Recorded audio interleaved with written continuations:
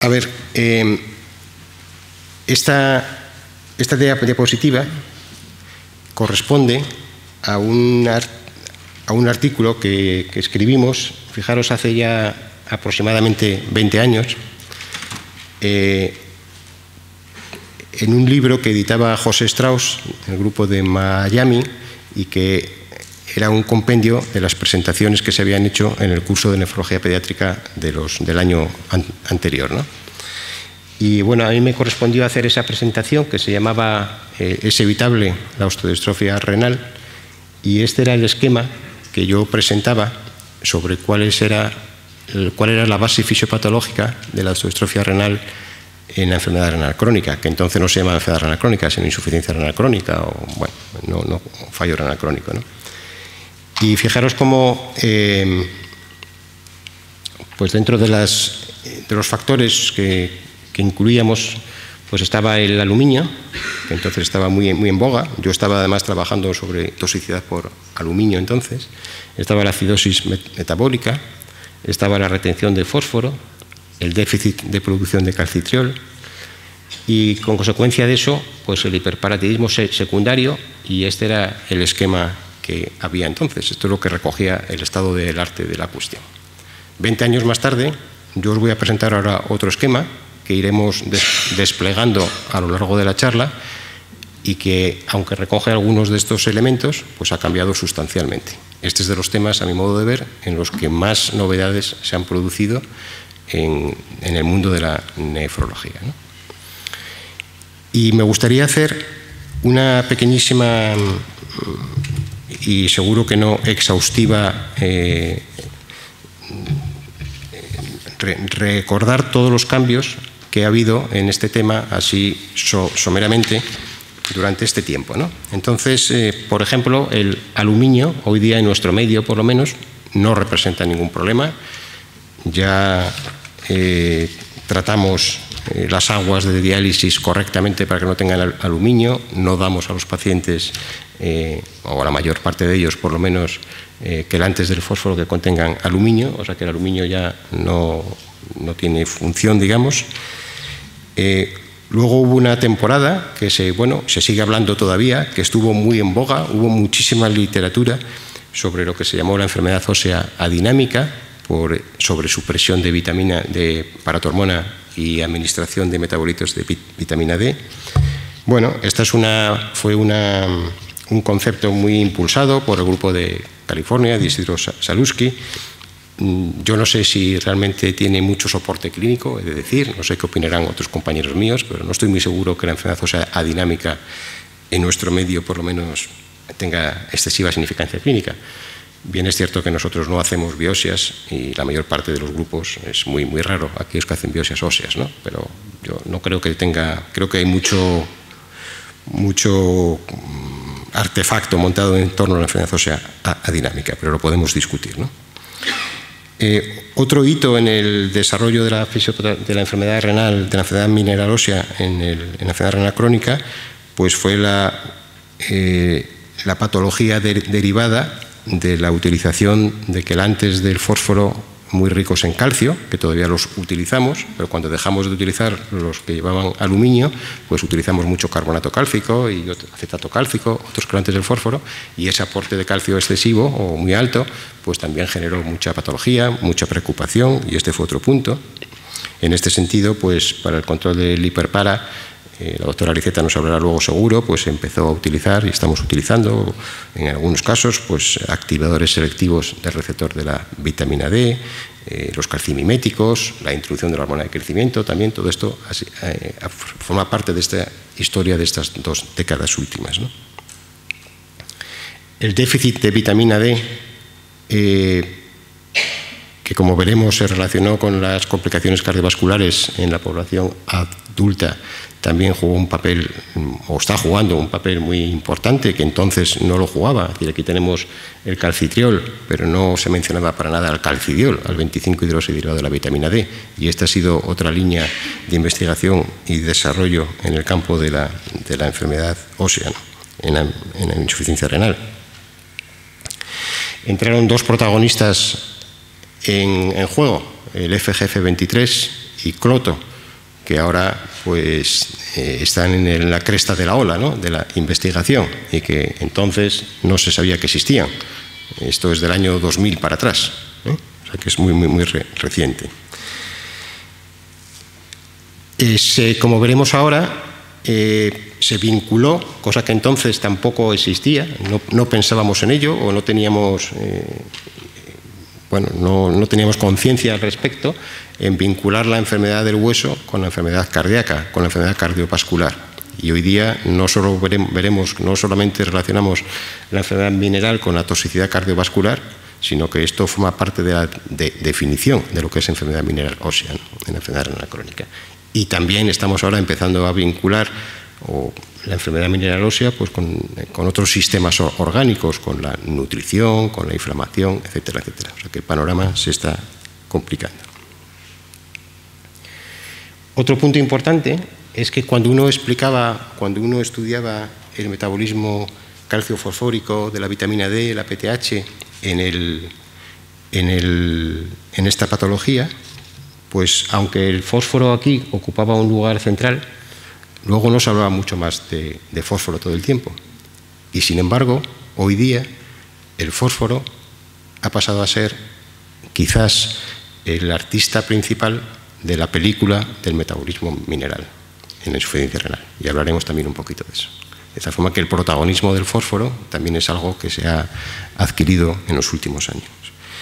Y tanto es así que hemos cambiado el término. Ya no hablamos de osteodistrofia renal, o lo hablaremos para definir algún aspecto en concreto, y ya no hablamos, y hablamos sin embargo de enfermedad mineral ósea, ¿no? O sea que todo esto son hitos o cambios o progresos que ha habido en este campo.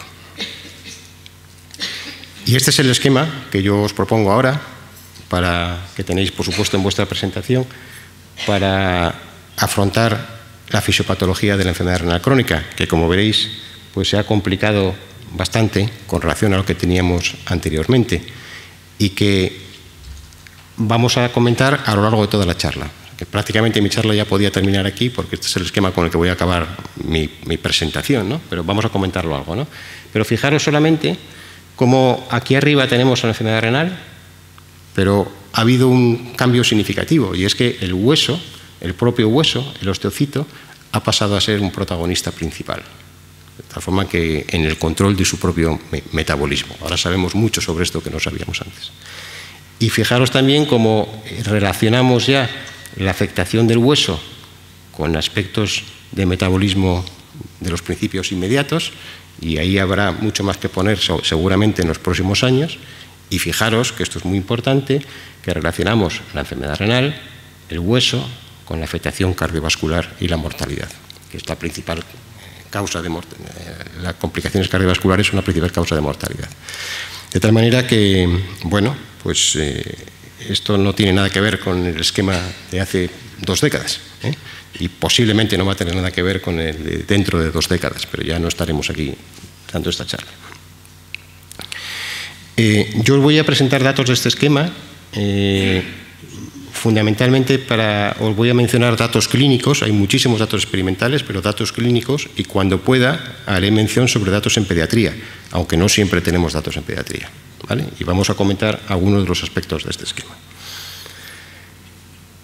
Lo primero sobre lo que me gustaría enfatizar e insistir es sobre esto, ¿no? En la enfermedad mineral ósea de la enfermedad renal crónica, ahora tenemos que considerar en ella las alteraciones bioquímicas que conocemos, el calcio, el fósforo, la PTH, etc. Tenemos que considerar las anomalías óseas, que es lo que definiría, las anomalías óseas estructurales, que es lo que definiría la osteodistrofia renal, y tenemos que considerar la lesión cardiovascular. Y seguramente tendremos que añadirle algún círculo más en breve. Y hay un círculo que ya deberíamos de añadir, aunque yo no voy a hablar de ello, y no me importa, me gustaría hablar porque es uno de mis temas predilectos, mi tema de investigación de hace mucho tiempo, que sería este, ¿no? Con seguridad en pediatría deberíamos de incluir el crecimiento y la osificación endocondral como parte de la enfermedad mineral ósea. Pero este es un capítulo con tantísima relevancia y con tantísimo protagonismo que vamos a dejarlo aparte hoy. Bien, de tal manera que hoy día el concepto de enfermedad mineral ósea, al hilo de lo que he comentado, pues se entiende como tal a una enfermedad sistémica del metabolismo mineral y del hueso producida por la enfermedad renal crónica y que se manifiesta por las anomalías bioquímicas que hemos comentado, por las anomalías del hueso que hemos comentado o que vamos a comentar y por la calcificación vascular o de otros tejidos blancos, ¿vale? Y el concepto de osteodistrofia renal pues quedaría reservado a las alteraciones morfológicas del hueso que se pueden en gran medida cuantificar por estudios histomorfométricos, ya que nosotros y la mayor parte de los grupos en clínica no utilizamos biopsias óseas en el manejo de estos niños, pues realmente no tenemos acceso, digamos, a esta información en la clínica. Sí que la tenemos en estudios experimentales, en nuestro grupo, por ejemplo. Y este concepto de osteodistrofia renal también ha cambiado de los términos que conocíamos de osteitis fibrosa, enfermedad mixta, osteomalacia, pues ahora se clasifica según el remodelado óseo, el turnover, la mineralización y el volumen del hueso, y según sea bajo, normal o alto, se establece una clasificación a este respecto. Pero insisto que en clínica no disponemos de muestras histológicas de hueso en la mayor parte de los grupos, en pediatría por lo menos. Bien, vamos a empezar primero. Voy a ir marcando el punto del esquema al que me voy a referir y os presentaré algunos datos al respecto, ¿no? Entonces, primero vamos a hablar este concepto. Realmente, porque cuando uno lee y lee, tiene que pensar, pero ¿realmente esto sucede en la patología que yo veo, en la población que yo veo? ¿O esto es, yo leo porque muchos de los trabajos son en adultos, pero no pasa en niños? ¿La mortalidad y la afectación cardiovascular se da en los niños con insuficiencia renal crónica? Esta sería la primera pregunta a hacer. Y bueno, no hay muchos datos al respecto, pero sí tenemos alguno. Este trabajo, estos datos tomados de este trabajo, pues hablan de las complicaciones cardiovasculares en pacientes pediátricos en estadio terminal o en estadio 5. Y aquí veis cómo ya la incidencia, incluso en niños muy chiquitos, de hasta una cuarta parte, o en adolescentes, hasta una tercera parte, presentan complicaciones cardiovasculares. Lo cual es decir que es un dato, yo creo que de alguna medida sorprendente, pero que así está reflejado en la literatura, ¿no? ¿Complicaciones vasculares de qué tipo? Pues las más frecuentes, las alteraciones del ritmo cardíaco, la valvulopatía, la cardiomiopatía y la muerte súbita de origen cardíaco. En ese orden. O sea que sí que parece que la afectación cardiovascular es algo que nos afecta a los nefrólogos infantiles. Y ya este es un trabajo típico que se menciona en todas partes, un hito, ¿no?, en el estudio de esto, que es la demostración de que existe calcificación en las arterias coronarias, al menos en adultos muy jóvenes o en pacientes adolescentes en hemodiálisis, ¿no? Y aquí veis el score de calcificación, pues como ya a los 20 años empieza a detectarse calcificación. Y, por tanto, pues la prevención de esto, que no es una complicación de la adultez tardía, sino de la adultez muy joven o incluso del adolescente, pues tenemos que empezar a hacerla desde la nefrología pediátrica. Y, bueno, existe una evidencia que relaciona el índice de calcificación pues con el tiempo en diálisis, con ser población no caucásica, pero fundamentalmente con el tiempo en diálisis, ¿no? Bien, luego, por tanto, sí que la afectación cardiovascular nos afecta a nosotros, no solo en su prevención, sino además en que existe ya en pediatría, ¿no? Las líneas verdes representan o vinculan aquellos factores que se han relacionado directamente con la mortalidad cardiovascular. Y uno de ellos es, y por eso decía yo que había adquirido un protagonismo especial, es la hiperfosfatemia. Y vamos a ver, hay dos estudios muy clásicos, como veis, recientes, del año 2007 y 2005, que relacionan el riesgo de patología cardiovascular, de alteraciones cardiovasculares. Esto no es población pediátrica, son adultos. Y aquí vemos cómo, en relación con los niveles de fósforo, pues a medida que aumenta los niveles de fósforo, aumenta el riesgo cardiovascular. Aquí veis en esta gráfica, que se entiende mejor, aquí tenéis los niveles de fósforo, desde menos 2,5 a más de 4, y las complicaciones vasculares, que serían muerte coronaria, infarto de miocardio o un nuevo fallo cardíaco. Y para todas las barras, pues fijaros, en el grupo de más de 4, el riesgo de que suceda esto pues se multiplica pues, por 1,5, 1,4, 1,3. Y esa relación es directa del fósforo y no está vinculada una vez que separas el calcio, la PTH, la obesidad, la albúmina, etcétera, etcétera. Es relación directa del fósforo. De tal forma que el fósforo es un tóxico cardiovascular. Y este metaanálisis, publicado en JAMA en el 2011, pues habla de esto, ¿no? Fijaros, una muestra de 327.000 pacientes, en casi 50 estudios, y este dato sacado de ahí, ¿no? El riesgo de muerte aumentó un 18% por cada miligramo por decilitro de incremento en el fósforo sérico. Luego, esta es una diana terapéutica. Y no existe, sin embargo, asociación significativa entre la mortalidad cardiovascular y la PTH o el calcio. Por tanto, el fósforo ha pasado al primer lugar o a un lugar relevante en esta patología. Esta revisión reciente, pues aquí veis, habla del fosfato como una toxina vascular. Un hito que no comenté, lo tenía apuntado pero se me pasó, es que, y que es un hallazgo también de estos últimos años, es la demostración de que no es que se depositen calcio, por así decirlo, que también, ¿no? Que se forman placas de ateroma, se deposita calcio en el vaso. Es que la pared del vaso arterial del paciente con enfermedad renal crónica se transforma en hueso. Las células musculares lisas de la pared vascular se transforman en células de estirpe osteoblástica. Y esa transformación fenotípica, inducida por factores tóxicos, el fósforo entre ellos, pues es un hecho clave en la explicación de la relación entre la enfermedad mineral y la toxicidad cardiovascular. Y eso en este aspecto hace referencia a este trabajo, donde habla de la diferenciación osteocondrocítica y su relación directa. Hay otros factores que también influyen, pero su relación directa con el aumento de fósforo, ¿vale? Por tanto, este es el punto crítico que hay que conocer.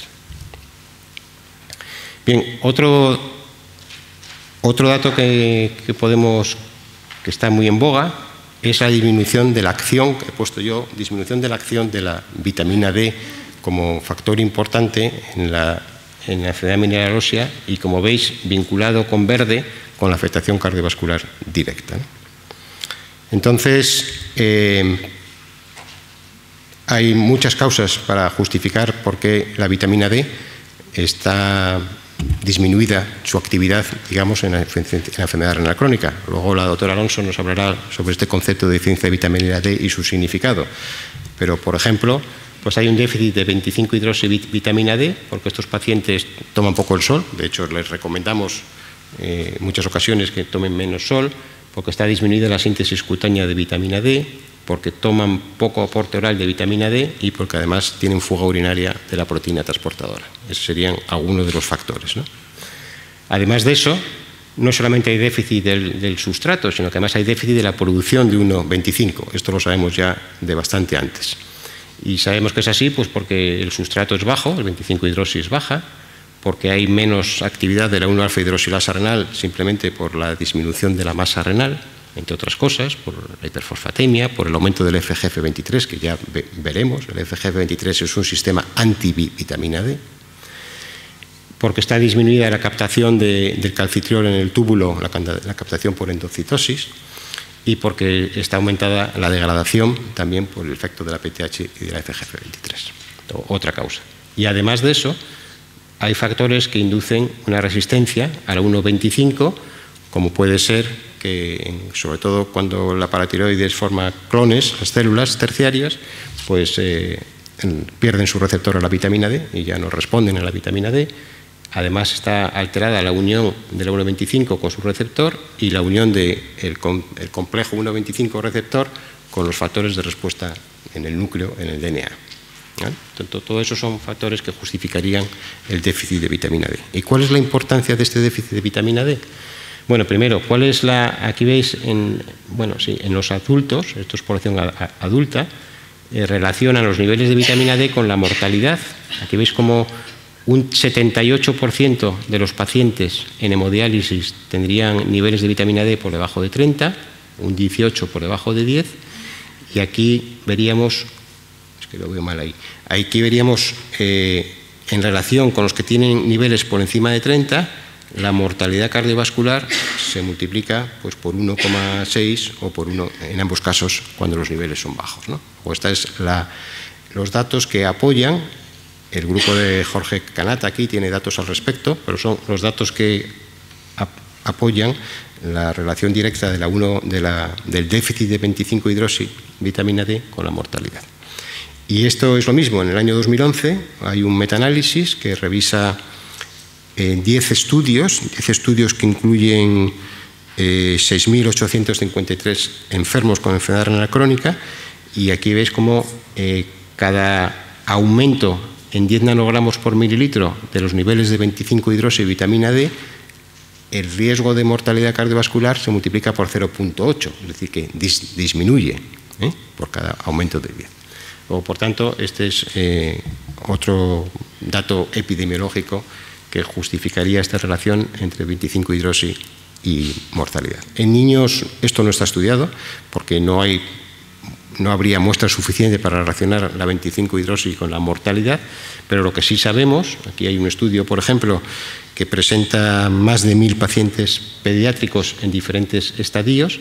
Sabemos que hay un porcentaje alto de pacientes que tienen niveles de vitamina D por debajo de 30, y lo que conocemos es que, aquí tenéis, ¿no? Estos son los concentración, 30 estaría aquí, pues serían los datos, y sabemos además que no ha mejorado con el tiempo, y que en una década no ha mejorado los niveles, y sabemos, datos posteriores ahí que no están presentados en la diapositiva, que 10 años más tarde, en el 2006, siguen sin mejorar. O sea que los niveles no alcanzan este valor que se recomienda ahora, supongo que luego la doctora Ariceta o Marucci comentará algo al respecto, de por encima de 30, ¿no? Y que existe una correlación no muy entusiasta, digamos, pero una cierta correlación entre los niveles de 25-hidroxivitamina D y la PTH.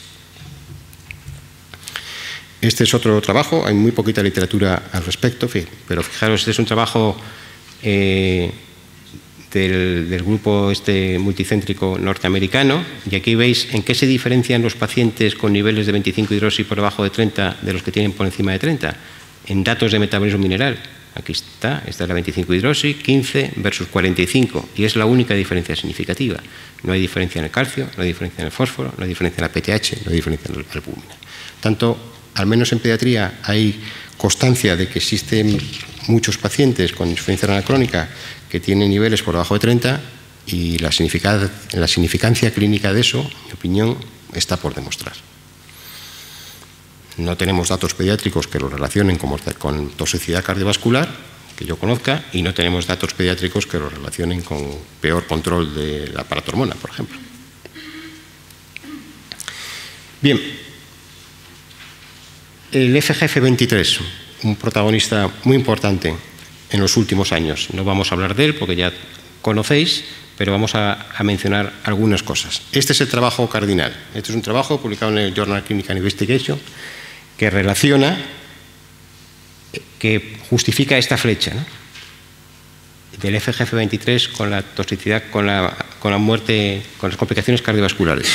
Entonces aquí tenéis un grupo, no sé si tengo aquí los datos. No.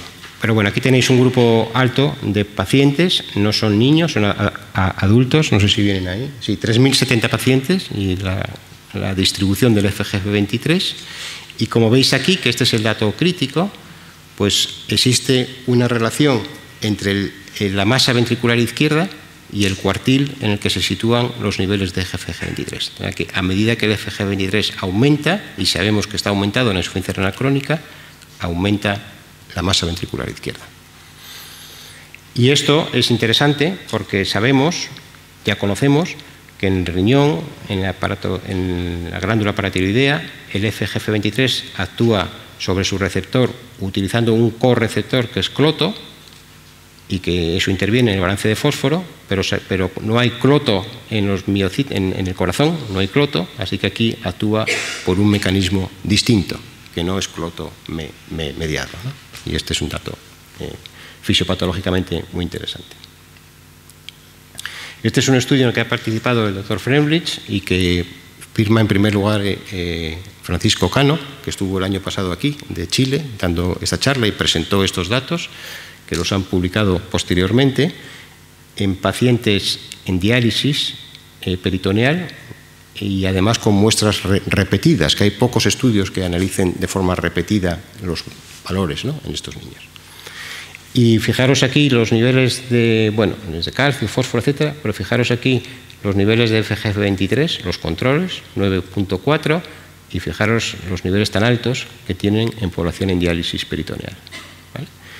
Y estos valores, lo que aporta este estudio, aparte que hay muy poquitas series pediátricas que analicen el FGF23, hay una o dos más, pero aparte de esto, lo que aportan, que lo aprendimos aquí el año pasado, yo no lo conocía, es la relación directa del FGF23 con el calcio en sangre, que es lo que demuestran estas correlaciones, que según dice este estudio, se pierde cuando el valor de fósforo en sangre es superior a 6, si no recuerdo mal.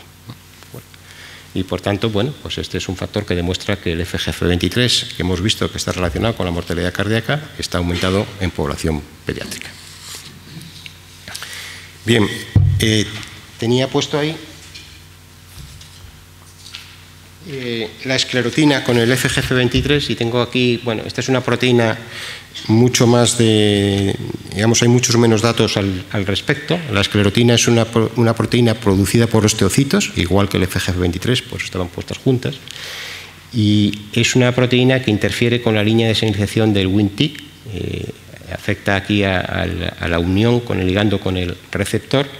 Y bueno, esta es una vía de señalización que tiene múltiples efectos en la expresión génica, en la diferenciación, en crecimiento, en muchos aspectos.